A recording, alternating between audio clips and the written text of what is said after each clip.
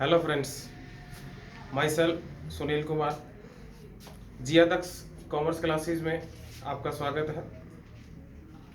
मैं आशा करता हूं कि आप सभी स्वस्थ होंगे, अच्छे होंगे, क्योंकि आप सब जानते हैं जो कोरोना महामारी है वो बहुत तेज़ी से स्प्रेड होती जा रही है।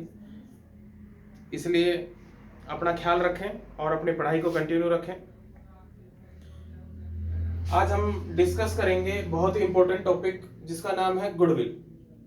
मैंने अक्सर देखा है गुडविल बच्चों का एक वीक पॉइंट होता है, और जब गुडविल पे अकाउंटिंग की बात आती है तो मोस्टली इसको स्किप करके निकल जाते हैं। तो मैं आज आपको समझाऊंगा गुडविल का कंसेप्ट बहुत ही इजी, बहुत ही आसान तरीके से, और मुझे पूरा यकीन है कि गुडविल आपको समझ में जरूर आएगी। बस एक रिक्वेस्ट है आपसे कि मेरे साथ जितना मैं काम करवाऊं उतना कीजिए, ज़्यादा करने की आपको ज़रूरत नहीं है। तो मैं पहले आपको गुडविल के बारे में थोड़ा सा थ्योरेटिकल बेस बताऊंगा, उसके बाद हम इस गुडविल की वैल्यूएशन और अकाउंटिंग दोनों करेंगे, और आफ्टर दिस मैं आपको गारंटी देता हूं कि गुडविल का कंसेप्ट आपका 101% क्लियर होगा ही होगा। ठीक है, तो दोस्तों गुडविल जो है, इसको अगर हम हिंदी में बात करें तो ये एक प्रतिष्ठा, एक ख्याति है। ठीक है, अकाउंटिंग टर्म में इसको गुडविल कहा जाता है। इसको गुडविल तब कहा जाता है जब हम किसी की प्रतिष्ठा, किसी की ख्याति को, किसी की इमेज को वैल्यू में आंक लेते हैं तो वो गुडविल कहलाती है। बिजनेस में एक बिजनेस की प्रतिष्ठा, एक बिजनेस की वैल्यू, उसको वैल्यू में आंकना,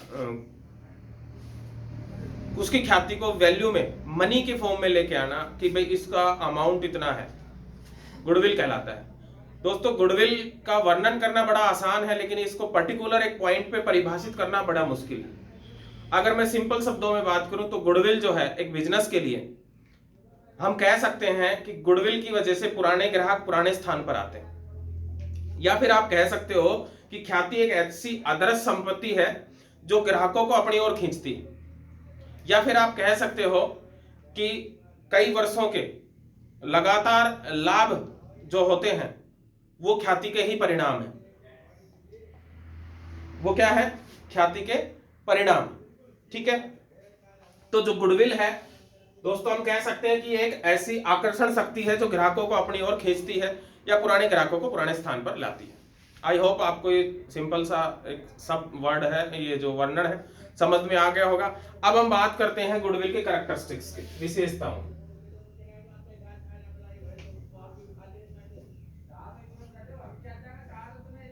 कैरेक्टरिस्टिक्स दोस्तों, गुडविल की जो कैरेक्टरिस्टिक्स है, पहली है इंटेंजिबल एसेट्स।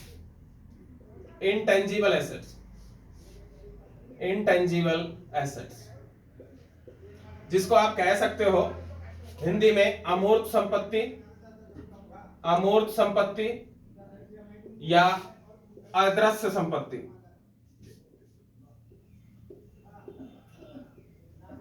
दोस्तों इसके नाम से पता लग रहा है, अमूर्त संपत्ति या अदृश्य संपत्ति मतलब ऐसी संपत्ति जो अदृश्य है, अमूर्त है। अदृश्य मतलब जिसको देख नहीं सकते, अमूर्त मतलब जिसको छू नहीं सकते। अर्थात सिंपल अगर मैं शब्दों में बात करूं तो ख्याति जो है, गुडविल जो है, वो एक ऐसी एसेट्स है जिसको हम ना तो देख सकते हैं ना छू सकते हैं, केवल और केवल महसूस कर सकते हैं। और दोस्तों गुडविल जो है वो बनाई जाती है, खरीदी नहीं जा सकती, लेकिन कुछ एक कंडीशन है जहां पे हम गुडविल खरीद भी सकते हैं। वो कौन सी है वो मैं आगे स्टेप बाय स्टेप आपको बताऊंगा कि गुडविल कौन सी कंडीशन में हम गुडविल को खरीद सकते हैं। लेकिन मोस्ट प्रोबेबली गुडविल बनाई जाती है, जनरेट की जाती है, या आप कह सकते हो कि सेल्फ जनरेटेड होती है। ठीक है, आपके बिजनेस के प्रोडक्ट की क्वालिटी, बिजनेस में आपका व्यवहार, जो ओनर है उसका व्यवहार, ये सब धीरे धीरे धीरे धीरे क्या करते हैं, गुडविल का निर्माण करते हैं, ख्याति का निर्माण करते हैं। ओके, तो इसकी सेकंड जो कैरेक्टरिस्टिक्स है वो है वैल्यूएबल एसेट्स। वैल्यूएबल एसेट्स, मूल्यवान संपत्ति। दोस्तों जो गुडविल है वो वैल्यूएबल एसेट्स है, मूल्यवान संपत्ति है। मतलब इसको हम पैसों में इसका वैल्यूएशन कर सकते हैं। कि भाई कितने रुपए की गुडविल है। इसका वैल्यूएशन पैसों में कब करेंगे, किस किस कंडीशन में किया जा सकता है, वो भी मैं आगे स्टेप बाय स्टेप आपको समझाऊंगा। ठीक है। तीसरी इसकी जो कैरेक्टरिस्टिक्स है वो है helpful in profit, helpful in increase the profit या इंक्रीज द प्रॉफिट या मोर अर्निंग ऑफ प्रॉफिट्स। अधिक लाभ कमाने के लिए गुडविल जो है वो हेल्पफुल होती है, या आप कह सकते हो कि बिजनेस में जो लाभों की को अधिक करती है, लाभों को बढ़ाती है, लाभों को बढ़ाने में सहायक होती है गुडविल। ठीक है भाई। फोर्थ है मेरे पास इसकी कैरेक्टरिस्टिक्स, गुडविल की जो वैल्यू है वो लगातार बढ़ती या घटती रहती है। ठीक है। इंक्रीज एंड डिक्रीज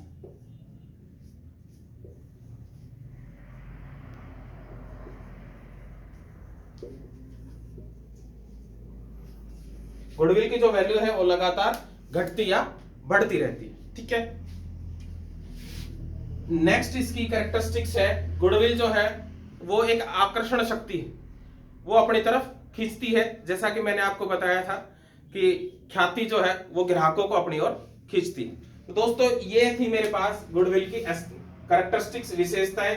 एक इंटेंजिबल एसेट्स होती है, वैल्यूएबल एसेट्स होती है, लाभों को बढ़ाने में सहायक होती है। गुडविल की जो वैल्यू है वो घटती और बढ़ती रहती है, क्योंकि अगर आपके प्रोडक्ट की क्वालिटी और आपके प्रॉफिट लगातार इंक्रीज होंगे, और अगर आपका प्रोडक्ट की जो क्वालिटी है वो उसका प्राइसेस अकॉर्डिंग टू कस्टमर है, वो अफोर्डेबल है, ठीक है, तो आपके बिजनेस में सेल अधिक होगी तो प्रॉफिट अधिक होगा, कस्टमर ज्यादा आएंगे, माल अधिक बिकेगा, प्रॉफिट होगा, तो वो किसकी वजह से होगा, आपके बिजनेस की गुडविल की वजह से होगा, जिससे ग्राहकों को अपनी ओर खींचती है। ठीक है। तो ये मेरे पास इसकी कुछ विशेषताएं थी गुडविल की। अब हम डिस्कस करेंगे फैक्टर इफेक्टिंग ऑफ गुडविल, कि कौन कौन से तत्व हैं, कौन कौन से फैक्टर हैं जो गुडविल को प्रभावित करते हैं। ठीक है भाई। किन किन फैक्टर की वजह से एक बिजनेस की जो गुडविल है वो इफेक्टेड हो सकती है। सबसे पहले है आपका जो बिजनेस है उसका प्लेस क्या है, place of business, place of business, या आप इसको हिंदी में कह सकते हो बिजनेस का जो स्थान है वो एक सुविधाजनक होना चाहिए, व्यवसाय सुविधाजनक स्थान पर हो।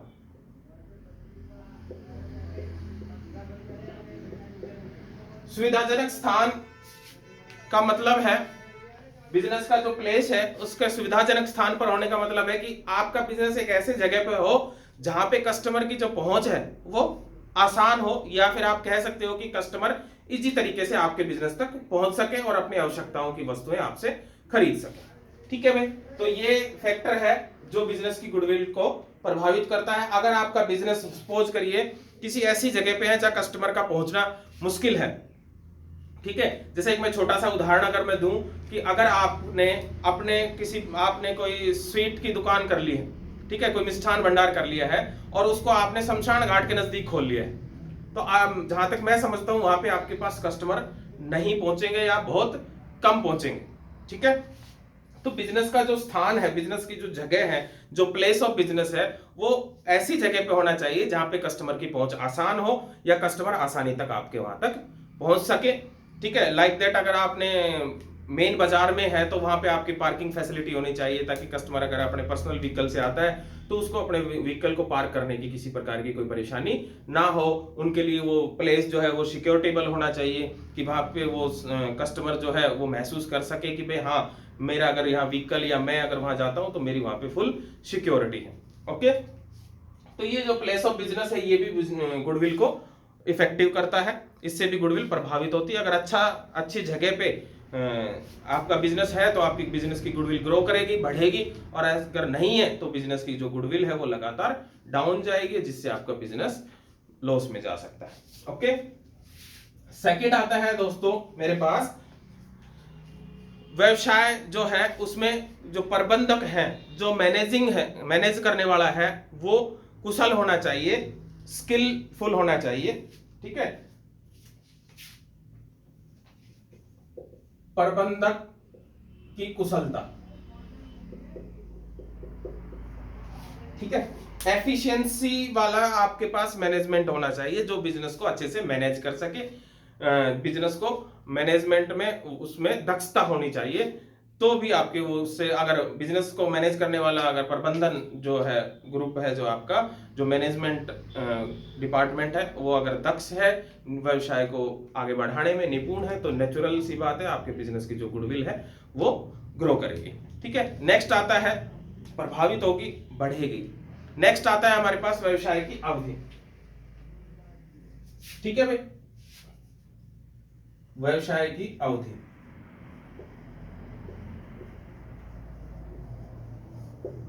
जिसको आप कह सकते हो टर्म ऑफ बिजनेस।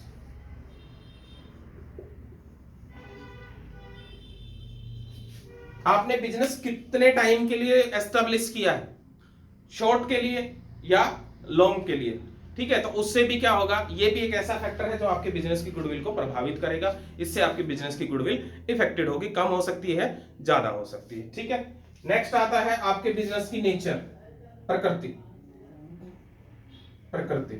ठीक है, nature of business, nature of business. दोस्तों, नेचर ऑफ बिजनेस की आप किस तरह का व्यवसाय कर रहे हो, किस में डील कर रहे हो, ये भी आपके व्यवसाय की गुडविल को प्रभावित करने में अहम रोल अदा करता है। ठीक है, तो नेचर ऑफ बिजनेस का होना भी गुडविल के लिए काफी इफेक्टिव होता है। ठीक है, नेक्स्ट है हमारे पास लाइसेंस। ठीक है, लाइसेंस। दोस्तों, अगर आप कोई इस तरह का बिजनेस कर रहे हो जहां पे आपको गवर्नमेंट की परमिशन की जरूरत होती है, लाइसेंस की जरूरत होती है, तो आपका बिजनेस अगर लाइसेंस युक्त है, आपने परमिशन लेके कोई बिजनेस शुरू किया हुआ है, तो भी आपकी बिजनेस की जो गुडविल है वो ग्रो करेगी। और अगर आपने ऐसा कोई फर्जी काम किया हुआ है, तो उससे आपकी बिजनेस की गुडविल प्रभावित होगी, कम हो सकती है। ठीक है, नेक्स्ट है मोनोपोली, एकाधिकार। मोनोपोली, आपके बिजनेस का एकाधिकार है तो भी आपकी गुडविल प्रभावित होगी, आपकी गुडविल जो है बढ़ेगी। अगर आप अकेले व्यक्ति वहां पे काम करने वाले हैं, वो प्रोडक्ट है उसमें आप की रेपुटेशन है, अच्छा है, क्वालिटी है, और वहां पे आपकी मोनोपोली है, एकाधिकार है, तो भी आपकी गुडविल बिजनेस की जो है वो बढ़ेगी। नेक्स्ट आता है रिस्क लेवल, जोखिम क्षमता।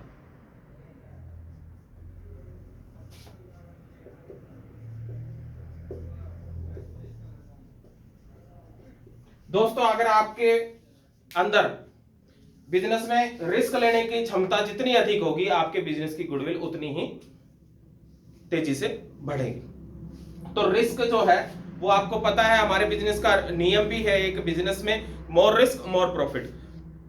सॉरी, जितना ज्यादा अधिक हम रिस्क उठाएंगे हमारे बिजनेस में, उतना ही ज्यादा प्रॉफिट होगा। ठीक है, तो रिस्क लेवल भी डिपेंड करता है हमारे बिजनेस के गुडविल को इफेक्टिव करने में। ओके, नेक्स्ट आता है हमारे पास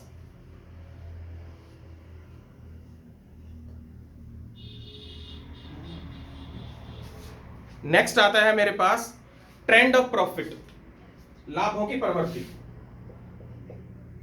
trends of profit.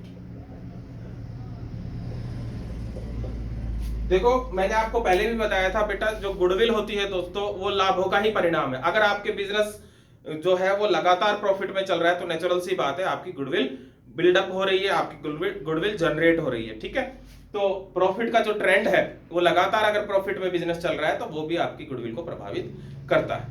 Okay, next आता है मेरे पास फ्यूचर कंपटीशन, प्रतियोगिता। फ्यूचर कंपटीशन, अगर भविष्य में आप कंपटीशन में आते हो या आपके कंपटीशन में कोई दूसरा बिजनेस आता है तो वो भी आपकी गुडविल को प्रभावित करेगा। ओके, नेक्स्ट आता है कैपिटल लेवल, पूंजी क्षमता। कैपिटल लेवल, ठीक है। कैपिटल लेवल का मतलब क्या है भाई? आपके बिजनेस में आप जितनी ज्यादा कैपिटल इन्वेस्ट करोगे बिजनेस उतना वाइड होगा, और जब बिजनेस वाइड होगा तो नेचुरल सी बात है आपकी सेल बढ़ेगी, प्रॉफिट बढ़ेगा, क्वालिटी प्रोडक्ट की अच्छी होगी तो आपकी सेल बढ़ेगी, प्रॉफिट बढ़ेगा और आपकी गुडविल बढ़ेगी या गुडविल प्रभावित होगी, ठीक है। और लास्ट आता है प्रोडक्ट की क्वालिटी। प्रोडक्ट क्वालिटी, ठीक है भाई। आपका बिजनेस अगर अच्छी क्वालिटी का है, सॉरी, आपके बिजनेस में जो प्रोडक्ट मैन्युफैक्चर हो रहा है अगर उसकी क्वालिटी वेल है, ठीक है, कस्टमर के अकॉर्डिंग है, तो भी आपकी बिजनेस की गुडविल ग्रो करेगी। तो ये थे मेरे पास एक बिजनेस की गुडविल को प्रभावित करने वाले तत्व। हम उसको एक बार रिपीट कर लेते हैं। आपके बिजनेस का स्थान सुविधाजनक होना चाहिए ताकि कस्टमर वहां पे आसानी से पहुंच सके। आपका जो प्रबंधन है वो कुशल होना चाहिए, प्रबंधन क्षमता आपके जो मैनेजर्स हैं उनमें होनी चाहिए ताकि वो एक अच्छा प्रबंधन कर सके और बिजनेस की गुडविल को प्रभावित ग्रो कर सके। नेक्स्ट है आपके बिजनेस की जो अवधि है वो भी आपके बिजनेस की गुडविल को प्रभावित करती है कि आप कितने समय तक आप वो बिजनेस को रखना चाहते हो या उसकी अवधि, उसकी जो टर्म है वो क्या है। नेचर ऑफ बिजनेस, किस तरह का नेचर आप बिजनेस कर रहे हो, उसमें कौन सा आइटम मैन्युफैक्चर कर रहे हो, वो भी आपकी गुडविल को प्रभावित करता है। अगर आपने लाइसेंस युक्त कोई बिजनेस है, उसमें अगर आपने प्रॉपर तरीके से लाइसेंस ले रखा है, गवर्नमेंट से अप्रूव्ड है, एडमिनिस्ट्रेटिव से अप्रूव्ड है, तो भी वो भी आपकी गुडविल को प्रभावित करता है। नेक्स्ट आता था मेरे पास, मैंने बताया था मोनोपोली। अगर आपका एकाधिकार है तो भी आपकी गुडविल को वो प्रभावित करता है। अगर आपके अंदर जोखिम लेने की क्षमता है, रिस्क लेवल अच्छा है, तो भी आपकी गुडविल को वो प्रभावित करता है। उसके बाद हमने ट्रेंड ऑफ प्रॉफिट देखा था। अगर आपके बिजनेस में प्रॉफिट का ट्रेंड है, लगातार प्रॉफिट चल रहा है, तो भी आपकी गुडविल प्रभावित होती है। या फिर प्रॉफिट चेंज ओवर है तो भी आपकी गुडविल प्रभावित होती है। फ्यूचर में अगर आपको लग रहा है कि आपका कंपटीशन बढ़ेगा या कम होगा तो उससे भी आपकी गुडविल प्रभावित होती है। आपके बिजनेस में जो आपने कैपिटल लगाई हुई है, उस कैपिटल लगाने की आपकी क्षमता क्या है, किस लेवल तक आप कैपिटल लगा सकते हो, तो भी उससे भी आपकी गुडविल प्रभावित होगी। और नेक्स्ट है दोस्तों मेरे पास लास्ट प्रोडक्ट की क्वालिटी। जो आप प्रोडक्ट मैन्युफैक्चर कर रहे हो या जिस प्रोडक्ट में आप डील कर रहे हो उसकी क्वालिटी कैसी है, वो भी आपकी गुडविल को प्रभावित करता है। तो ये दोस्तों मेरे पास थी कैरेक्टरिस्टिक्स और ये थी मेरे पास factor affecting of goodwill. Goodwill को प्रभावित करने वाले कुल मिला के ये मेरे पास 10-11 फैक्टर थे जो गुडविल को प्रभावित करते हैं, ठीक है। अब नेक्स्ट आता है मेरे पास नीड्स, कि गुडविल की जरूरत क्यों पड़ती है।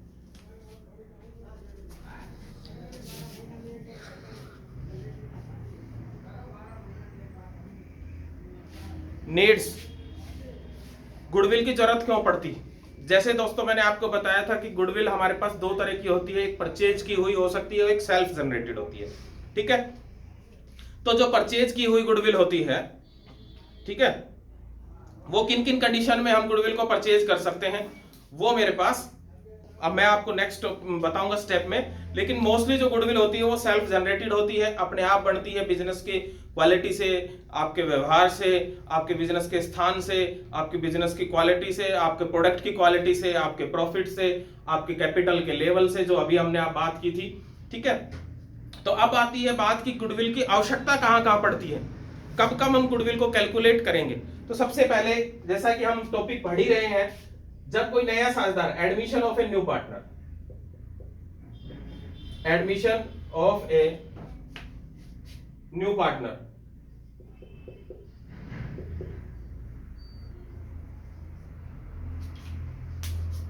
जब बिजनेस में एक नया साझेदार प्रवेश करेगा, अर्थात पुरानी साझेदारी खत्म हो जाएगी और नया जब समझौता होगा तो वहां पे गुडविल की जरूरत पड़ती है, ठीक है। नेक्स्ट था मेरे पास change in profit sharing ratio, change in profit sharing ratio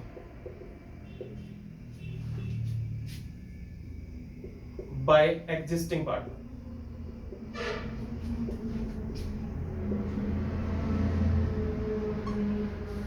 वर्तमान में जो साझेदार है अगर वो अपने लाभ हानि को परिवर्तित कर लेते हैं तो भी हम कहेंगे कि समझौता परिवर्तित हो गया है, तो हमें गुडविल की वैल्यूएशन की जरूरत पड़ेगी। ठीक है। थर्ड है, अगर कोई साझेदार रिटायर होता है, रिटायरमेंट और डेथ ऑफ पार्टनर, अगर कोई साझेदार रिटायर होता है या उसकी डेथ होती है, ठीक है, तो भी गुडविल की हमें जरूरत पड़ती है। फोर्थ था मेरे पास मर्जर ऑफ बिजनेस या टू फर्म, अगर दो साझेदारी फर्मों का आपस में विलय हो रहा है तो भी हम कह सकते हैं कि हमें गुडविल की वैल्यूएशन की जरूरत पड़ती है। ठीक है। देन लास्ट आता है दोस्तों cell of business.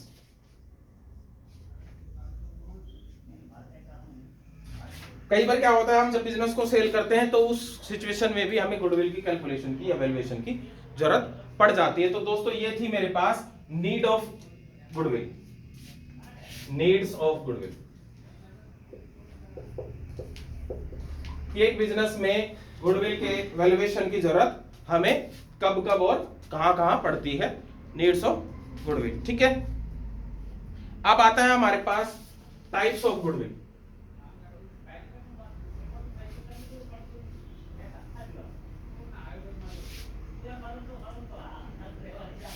Types of goodwill.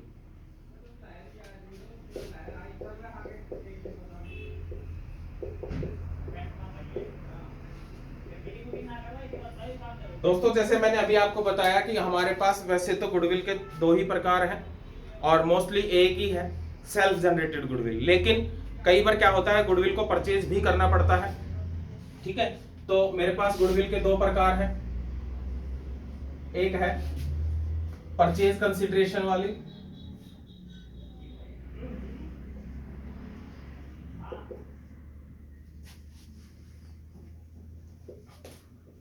क्रय की गई ख्याति,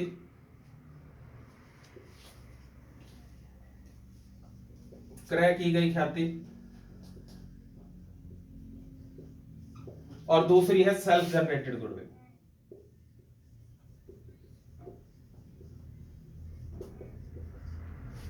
सेल्फ जनरेटेड गुडविल। ठीक है। दूसरी कौन सी है, सेल्फ जनरेटेड गुडविल, स्व अर्जित कह सकते हो आप इसको, स्व अर्जित ख्याति। दोस्तों एक बार मोटा मोटा इनमें देख लेते हैं। क्रय की गई गुडविल मतलब जब कोई बिजनेस बिक रहा हो, किसी बिजनेस का विक्रय हो रहा हो और कोई दूसरा बिजनेस उस बिजनेस को खरीद रहा हो, तो उसमें क्या होता है, उसमें ख्याति खरीदी जा सकती है। कैसे खरीदी जा सकती है, जैसे सपोज कीजिए हम एक एग्जांपल से इसको समझ सकते हैं। मान लीजिए आपने एबीसी एक फर्म को परचेज किया, ठीक है, आपने किसी एबीसी फर्म को परचेज किया। ओके। परचेज जो कंसीडरेशन था आपने उसका रख लिया 10 लाख रुपए। मैं बात कर रहा हूं एक एग्जांपल के थ्रू परचेज कंसीडरेशन को समझाने की।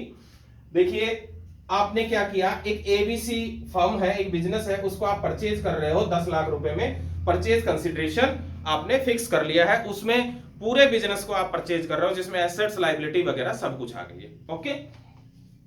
तो दोस्तों आपने, ये तो था आपका परचेज कंसीडरेशन, परचेज कंसीडरेशन, ठीक है। उसके बाद आपने जब बिजनेस की नेट एसेट्स को निकाला, क्या निकाला, नेट एसेट्स, ठीक है।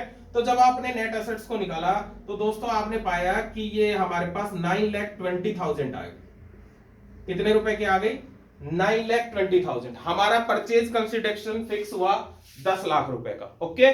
जब मैंने नेट एसेट्स निकाली, उस बिजनेस की नेट एसेट्स को काउंट किया तो वो मेरे पास आई 9,20,000। तो कितना एक्सेस अमाउंट पे कर रहा हूं मैं, 80,000 रुपीज, 80,000। तो दोस्तों ये 80,000 ही मेरी क्या कहलाएगी, परचेज की हुई गुडविल कहलाएगी। और सबसे जरूरी जो बात है, जो गुडविल परचेज की गई होती है उसे हम अकाउंट्स में दिखाएंगे, ठीक है। और अकाउंट्स में कहां दिखाएंगे दोस्तों, बैलेंस शीट में। इसको आप एसेट साइड में शो करोगे गुडविल, कितने रुपए की? 80,000। ठीक है, कौन सी गुडविल? परचेज की हुई, परचेज की हुई गुडविल को आप बिजनेस में शो करवाओगे। बुक्स, किताबों में, एसेट साइड में गुडविल जितने की आपने खरीदी है। आपके दिमाग में बात आ रही होगी सर नेट एसेट्स क्या होती है? नेट शब्द जुड़ा है। नेट का मतलब होता है दोस्तों जो जितनी भी हमारी बिजनेस की संपत्ति है उसमें से दायित्व घटे हुए हैं। ठीक है, उसको हम बोलते हैं नेट एसेट्स। ठीक है, बिजनेस, क्योंकि हमने यहाँ पे पूरे बिजनेस को परचेज किया है। तो आई होप आप समझ गए होंगे कि परचेज कंसिडरेशन में गुडविल को कैसे वैल्यूएट किया जाता है। ठीक है, और इसका लेखा भी किया जाता है, इसकी अकाउंटिंग भी की जाती है। कहां पे की जाती है? इसको बैलेंस शीट में, एसेट साइड में दिखाते हैं हम गुडविल जितने रुपए की हमारे पास परचेज की गई है। और अमाउंट कैसे निकालते हैं? आपने टोटल कंसिडरेशन लिया, उसमें नेट एसेट्स को आपने माइनस कर दिया। ठीक है, जो डिफरेंस आएगा वो क्या आएगी? आपकी गुडविल आएगी। ओके दोस्तों, दूसरी आती है, इंपॉर्टेंट है हमारे पास, स्वयं अर्जित ख्याति। ठीक है, सेल्फ जनरेटेड गुडविल जो अपने आप जनरेट होती है। ठीक है, जो कि हमें कहीं से कोई परचेज करने की उसकी जरूरत नहीं होती है। तो इसमें क्या होता है? ये आपकी अच्छी क्वालिटी, व्यवसाय के मालिक की ईमानदारी, उसकी प्रतिष्ठा, उसके गुणों के आधार पर धीरे धीरे ये अर्जित होती है और ये व्यवसाय के लाभों को बढ़ाती है, या व्यवसाय के लाभों को बढ़ाने में बहुत ज्यादा सहायक होती है। ठीक है दोस्तों, इसकी अकाउंटिंग नहीं होती है। कब तक नहीं होती है? जब तक कि, ठीक है, मैं आपको एक बात और बता दूं, AS 26 और इंडियन AS 38 के अकॉर्डिंग इसकी अकाउंटिंग नहीं होती है। कौन सी गुडविल की? सेल्फ जनरेटेड गुडविल की अकाउंटिंग AS 26 और इंडियन AS 38 के अकॉर्डिंग इसकी अकाउंटिंग नहीं होती है। ठीक है, मतलब इसकी अकाउंटिंग का सवाल ही नहीं उठता है। लेकिन कब इसकी अकाउंटिंग करना जरूरी हो जाता है, तो उसके मैं आपको स्टेप बता देता हूं। जब किसी साझेदारी व्यवसाय का, जब किसी साझेदारी व्यवसाय का पुनर्गठन हो रहा हो,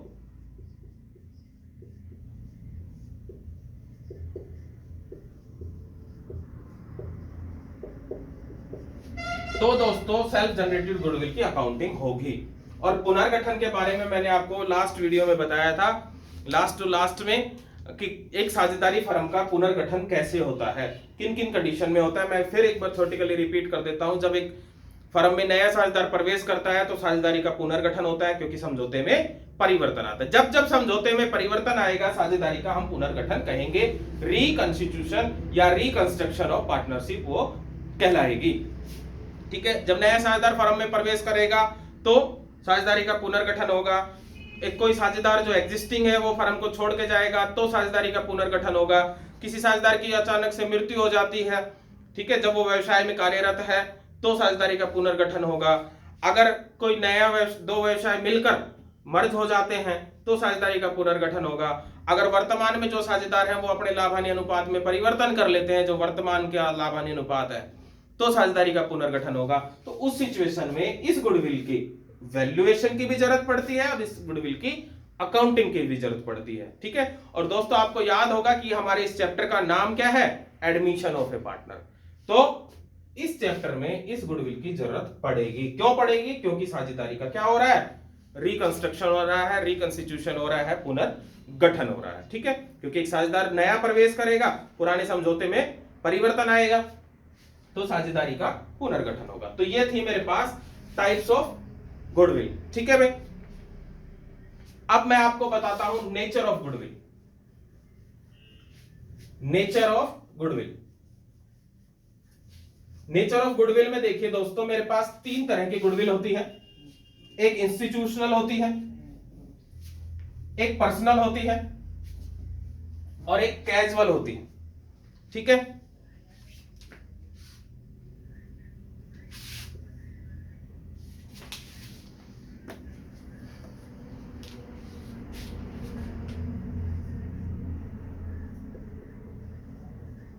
nature of goodwill.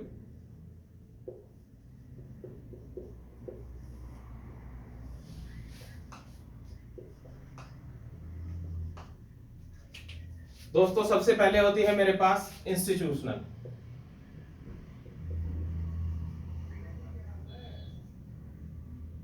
Institutional goodwill, जिसको आप हिंदी में संस्थागत ख्याति भी कह सकते हो।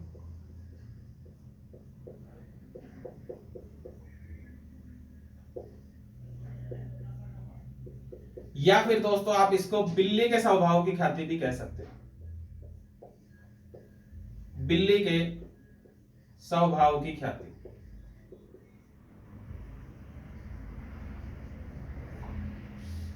क्या कह सकते हो आप इसको? बिल्ली के स्वभाव की ख्याति।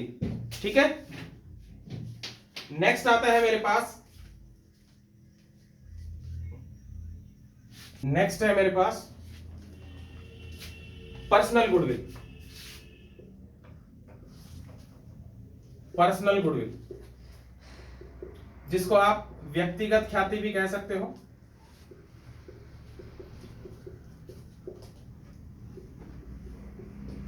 या फिर आप कुत्ते के स्वभाव की ख्याति भी कह सकते हो।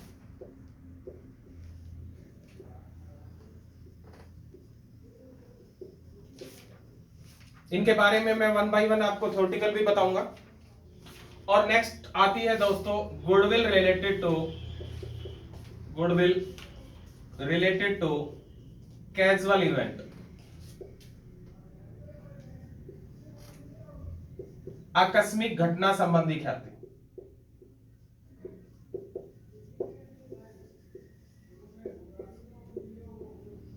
आकस्मिक घटना संबंधित ख्याति, इसको हम चूहे के स्वभाव की ख्याति भी कह सकते हैं।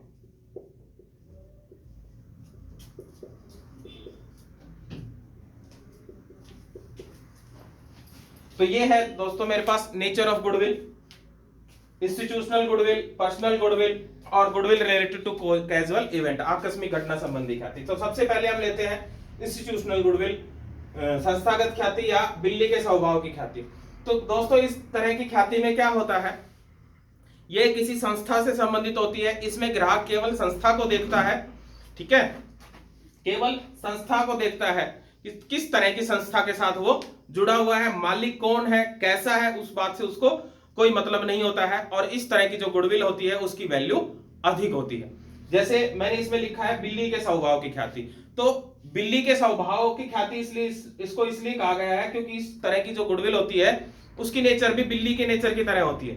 बिल्ली जो होती है वो जिस स्थान पर रहने लग जाती है केवल उसी स्थान पर रहती है, मालिक फिर चाहे बदलते रहे, बिल्ली को उस बात से कोई मतलब नहीं होता है, इसलिए इसको बिल्ली के स्वभाव की ख्याति भी कहा गया है। ठीक है, नेक्स्ट आती है व्यक्तिगत ख्याति। दोस्तों इसके नाम से पता लग रहा है व्यक्तिगत ख्याति ये किसी पर्टिकुलर व्यक्ति के आधार पर होती है। जैसे मालिक, गुडविल मालिक की होती है, किस बिजनेस पे बैठा है उस बात से कोई मतलब नहीं है। ठीक है, जैसे हम बात करें किसी बिजनेस पे अगर हम सेलिब्रिटी को बैठा दें तो हम उस बिजनेस पे सिर्फ किसकी वजह से जाएंगे, उस सेलिब्रिटी की वजह से। ठीक है, और फिर अगर उसको उठा के किसी दूसरे बिजनेस पे बैठा दें तो कस्टमर सारे डाइवर्ट हो जाएंगे उस दूसरे बिजनेस की तरफ। ठीक है, क्योंकि वो उस पर्टिकुलर एक सेलिब्रिटी को देख रहे हैं, एक व्यक्ति को देख रहे हैं। इस तरह की जो गुडविल होती है उसकी वैल्यू इंस्टीट्यूशनल गुडविल की बजाय कम होती है। इसे हम कुत्ते के स्वभाव की ख्याति भी कहते हैं। सॉरी, कुत्ते के स्वभाव की इसे ख्याति क्यों कहते हैं, क्योंकि इस ख्याति की जो नेचर है वो कुत्ते की तरह होती है। कुत्ता कभी भी अपने मालिक को नहीं छोड़ता है, मालिक जिस स्थान पर जाएगा कुत्ता उसी स्थान पर जाएगा। ठीक है, तो इसमें ग्राहक इसी तरह से होता है, व्यवसाय के मालिक को देखता है, व्यवसाय पे कौन बैठा है वो उसके हिसाब से व्यवसाय को बदलता रहता है। अगर मैं दूसरे बिजनेस में चला गया तो ग्राहक मेरे साथ वहां पे पहुंच जाएगा। ओके, और दोस्तों लास्ट आती है हमारे पास कैजुअल इवेंट, आकस्मिक घटना संबंधी ख्याति, जिसमें ग्राहक का कोई निश्चित स्थान नहीं होता है, कोई निश्चित इंस्टीट्यूट नहीं होता है, कोई निश्चित संस्था नहीं होती है। उसको जहां सुविधा लगे, जहां टाइम मिले, जहां वो पहुंच जाए वहां से वो सामान खरीद लेता है। कभी इस बिजनेस से, कभी उस बिजनेस से, कभी तीसरे बिजनेस से, या कभी बाहर गया तो वहां से खरीद के लेके आ गया। तो इस तरह की जो गुडविल है उसको हम दोस्तों चूहे के स्वभाव की ख्याति भी कहते हैं। क्यों कहते हैं, क्योंकि चूहे का जो स्वभाव होता है वो कैसा होता है, कभी इस घर में, कभी उस घर में, कभी उस घर में, वो अलग अलग घरों में फुदकता घूमता है। ठीक है, तो इस तरह की गुडविल हमारी कैजुअल इवेंट रिलेटेड गुडविल कहलाती है। तो ये थे हमारे पास गुडविल के टाइप। ठीक है, आई होप आपको ये थ्योरेटिकल पोर्शन जो है वो समझ में आया होगा, जिसमें मैंने आपको characteristics, factor affecting of goodwill, needs of goodwill, उसके बाद टाइप ऑफ गुडविल और नेचर ऑफ गुडविल मैंने आपको समझाई है।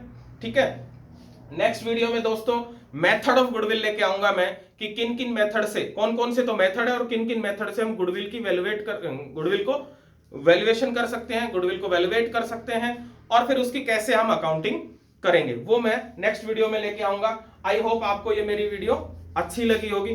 दोस्तों, अगर आपने मेरे चैनल को अभी तक सब्सक्राइब नहीं किया है तो प्लीज हमारे चैनल को सब्सक्राइब कीजिए, हमारी वीडियो को लाइक कीजिए, ज्यादा से ज्यादा शेयर कीजिए, अपनी पढ़ाई को कंटिन्यू रखिए। और जो बीमारी हमारे देश में फैली हुई है, हमारे देश में क्या पूरे विश्व में फैली हुई है, प्लीज मेरी एक रिक्वेस्ट है आपसे, एक हम्बल रिक्वेस्ट है कि इससे बच के रहें और अपनी पढ़ाई को कंटिन्यू रखें।